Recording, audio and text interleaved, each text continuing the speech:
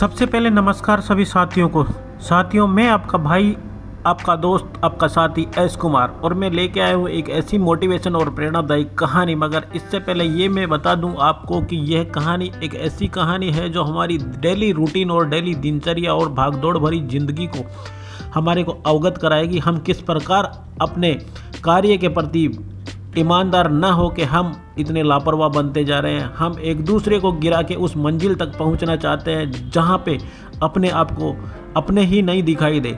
जी हाँ दोस्तों, कहानी है एक गुरुकुल की। एक गुरुकुल के अंदर अमीरों के बच्चे भी पढ़ते थे तो गरीबों के बच्चे भी पढ़ते थे। गुरुजी का नियम था कि सबको समान शिक्षा, समान अधिकार और समानता के साथ हमेशा अपने आश्रम में रखते थे। बच्चों की परवरिश पूरी हो गई, परीक्षा पूरी हो गई, बच्चों जब घर आना था तो गुरुजी ने बोला कि आपकी एक परीक्षा है, उसको आपको पास करना है। अगर आप सब तैयार हो तो मैं आपको अपना मिशन बताऊं जो मैंने सोच रखा है। तो सब बच्चे तैयार हो गए। तो गुरुजी ने बोला कि मैंने 5 किलोमीटर की रेस है जो आपको सबको जीतनी है, और जो अव्वल आएगा उसे मैं एक इनाम दूंगा। बस फिर क्या था, लड़कों ने जैसे ही उस रेस में शामिल होने के लिए आगे आए, कई लड़के 1 किलोमीटर दौड़े, हताश होकर बैठ गए। कई लड़के उनके अंदर से 2 किलोमीटर दौड़े, फिर वो बैठ गए। ऐसे चलते चलते कई आगे तक गए, मगर कई ने फिर सोचा कि मैं रेस जीतूंगा, तो किसी ने किसी को गिराया, किसी ने किसी को गिराया।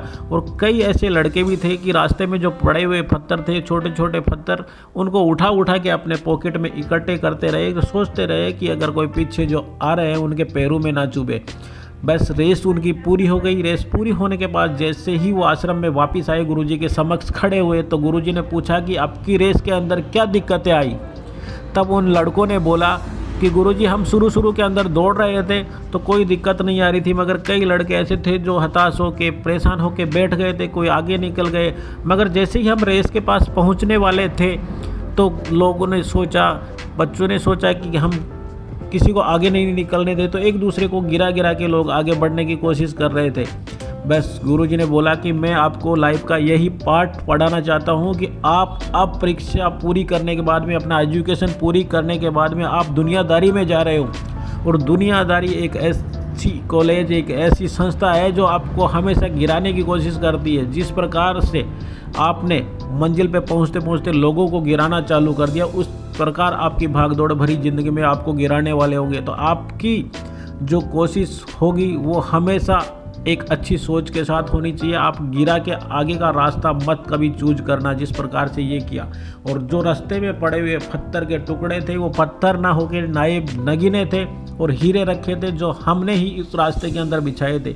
अगर आप ज़िंदगी में दूसरों के प्रति भला करने की सोचोगे तो आपको ज़िंदगी में हमेशा लाभ होगा।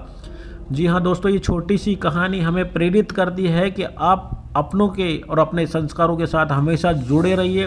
और कहते हैं कि आप इसमें किसी को गिरा के आप ऊपर की मंजिल भी पालो, तो मैं कहता हूँ कि आसमान में बैठने का कोई ठिकाना नहीं है।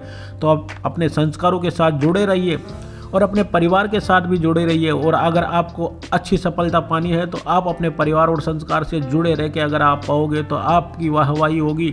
और अगर आप अपनों को गिरा के आप मंजिल को पालोगे तो उसके अंदर आपकी कोई वाहवाही नहीं होगी। इसीलिए मैं कहता हूं कि आप अपने परिवार और संस्कारों के साथ जुड़े रहिए और अच्छा करते रहिए। आपका कर्म ही आपको महान बनाएगा। जी हाँ दोस्तों, कैसी लगी मेरी ये प्रेरणादायी कहानी? अगर आपको अच्छी लगी तो मेरे चैनल को सब्सक्राइब करें। मेरा चैनल है एस कुमार मोटिवेशन वीडियोज़ में हर बार लेके आता हूँ आपके लिए ऐसे ही कंटेंट। तब तक के लिए जय हिंद।